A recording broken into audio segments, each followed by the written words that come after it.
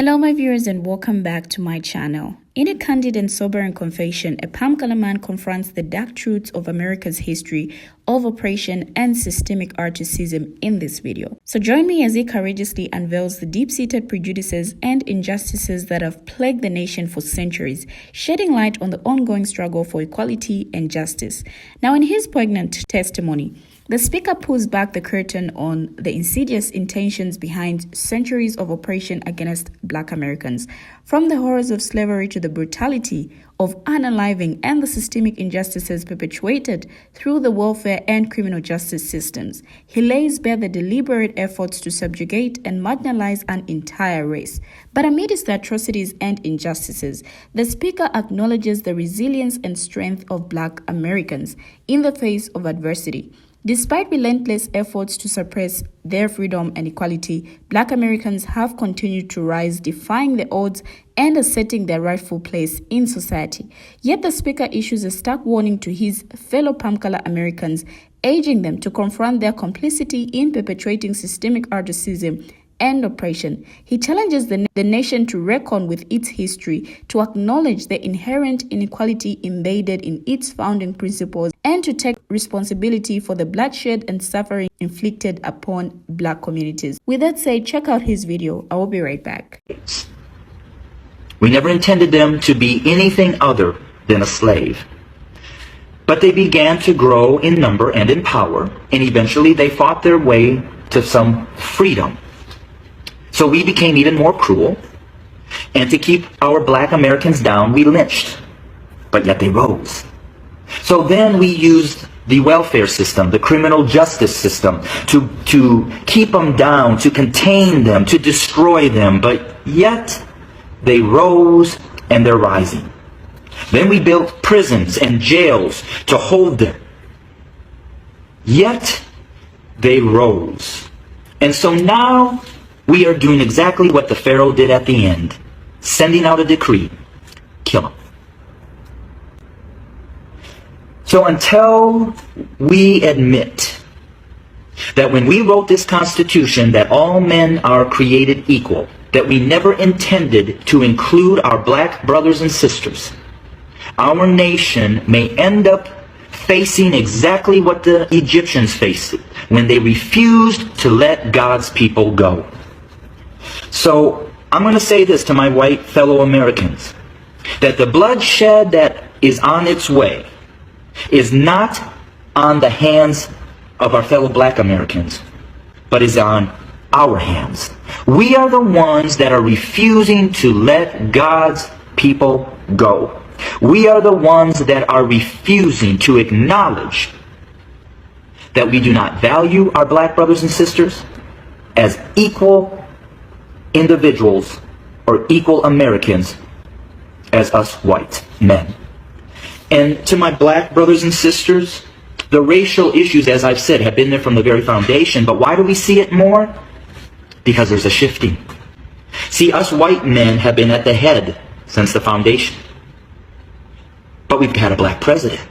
And you know, we've done everything in our power to keep him from really changing things. Now we have another minority rising to the top, a white female. What does that say? Those of us who are white men who have been at the head are now starting to see and fear that we are going to become the tail.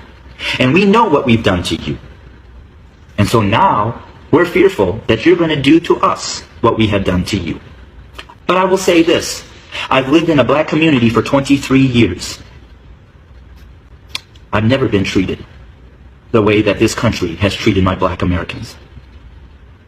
So I call out my white Americans to say we better heed, repent, acknowledge, and change. Because if we don't, I just want to again say this: the bloodshed that we... Now, in his impassioned plea for acknowledgement and accountability, the speaker echoes sentiments that resonate deeply with America's troubled history of racial oppression and systemic injustice. His courageous confession serves as a powerful reminder of the enduring legacy of slavery, segregation, and discrimination that continues to shape the experiences of Black Americans today. Now, his acknowledgement of America's deliberate efforts to suppress Black freedom and equality finds ample support in historical records and scholarly research, from the brutal institution of slavery, which systematically dehumanized and exploited millions of African Americans for centuries, to the era of Jim Crow segregation, which enforced racial segregation and denied Black Americans basic rights and opportunities.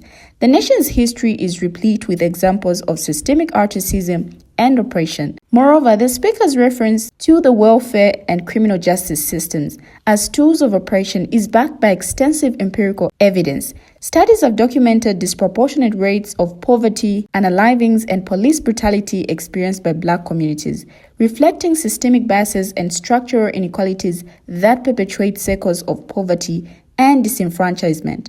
The construction of prisons and jails as mechanisms for social control, particularly targeting Black and brown communities, is a well-documented phenomenon known as the prison industrial complex. Now, this system, fueled by profit motives and racial bias, has resulted in the mass unalivings of Black Americans at alarming rates, further entrenching cycles of poverty, violence, and systemic racism. Now, the speaker's evocation of the biblical narrative of the Exodus serves as a poignant metaphor for America's moral reckoning with its history of oppression. Like the ancient Egyptians who refused to let go of their enslaved labor force, America's refusal to acknowledge and dismantle its systems of racial injustice carries grave consequences both morally and socially. Now, I feel the speaker's courageous words serve as a clarion call for introspection and action, urging his fellow palm-color Americans to confront their complicity in perpetrating systemic racism and to actively work towards dismantling the oppressive structures that continue to marginalize Black communities. Only through acknowledging the truth of America's history and committing to meaningful change can the nation move towards a future of true equality and justice for all. Now, I want us to briefly talk about the prison industrial complex. This is a term used to describe the overlapping interests of government and industries that use surveillance, policing, and imprisonment as solutions to economic, social, and political problems. Now, by naming the PIC, we identify the expansive network of people and parties with vested interest in mass incarceration and uncover how this network functions to fill prisons and support mass incarceration. Current estimates indicate that there are approximately 2.3 million people incarcerated in the United States, with an additional 4.5 million people on probation or parole. Now, the US has the world's highest incarceration rate, and despite representing under 5% of the global population, the US holds almost 20% of the global prison population. The staggering incarceration rates in the US can be traced back to a variety of factors and forces throughout the course of recent US history. Now, one key feature of mass incarceration in the US is the racial disparity in incarceration rates. Black people and people of color are incarcerated at disproportionately higher rates than palm-color people. Now, the resilience and perseverance of Black communities in the face of centuries of oppression and systemic injustice serve as a powerful testament to the strength of the human spirit and the enduring pursuit of justice and equality. Despite enduring the horrors of slavery, the brutality of segregation, and the insidious effects of institutionalized racism, Black people have continuously risen above adversity, defying the odds and asserting their rightful place in society. The history of Black resistance and resilience is a narrative of triumph over adversity, of courage in the face of oppression, and of resilience in the face of systemic barriers.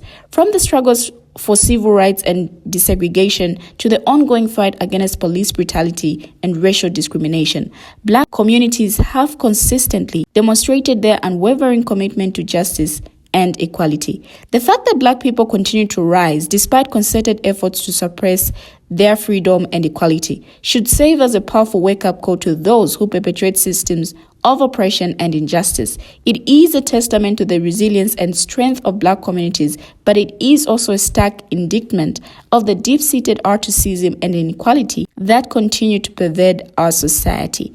We have finally come to the end of the video. Share your thoughts as well in the comment section. Thank you for watching and see you in my next video.